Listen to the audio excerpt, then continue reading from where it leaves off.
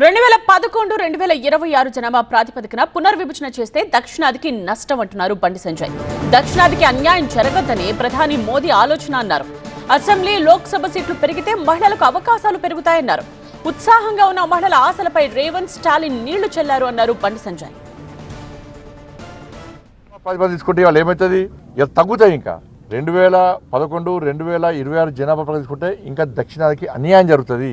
దాన్ని గుర్తించే దక్షిణాదికి అన్యాయం జరగదని ఆలోచనతో నరేంద్ర మోడీ గారు దేశవ్యాప్తంగా ఒకే నిర్ణయాన్ని, ఒకే పాలసీని అమలు చేయాలనే ఉద్దేశంతో, ఒకటే క్రైటీరియా తీసుకొని చేయాలనే ఆలోచనతో మోడీ ప్రభుత్వం వస్తే రెండింటికి లింకు కలిపి ఇవాళ అడ్డుకునే ప్రయత్నం ఇలా కాంగ్రెస్ పార్టీ ప్రభుత్వం, కాంగ్రెస్ పార్టీ చేసింది.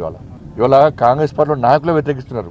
కొత్త నియోజకవర్గాలు పెరిగితే, పార్లమెంటు కానీ అసెంబ్లీ కానీ నియోజకవర్గాలు పెరిగితే చాలామందికి పోటీ చేసే అవకాశాలు వస్తాయి. మేము నాయకులు అవుతాం, మేము ఎమ్మెల్యేలు అవుతాం, ఎంపీలు అవుతామని చెప్పి ఆశపడుతున్నటువంటి ఆ నాయకులు అందరూ ఆశలు నీళ్లు జరిగినటువంటి వ్యక్తులు ముఖ్యంగా రేవంత్ రెడ్డి గారును స్టాలిన్ గారు, వీళ్ళిద్దరే కారకులు. కాంగ్రెస్ పార్టీ నాయకుల విషయం మాట్లాడారు రాష్ట్ర ముఖ్యమంత్రి, నీ గురించి ఏమనుకుంటారు అనేది.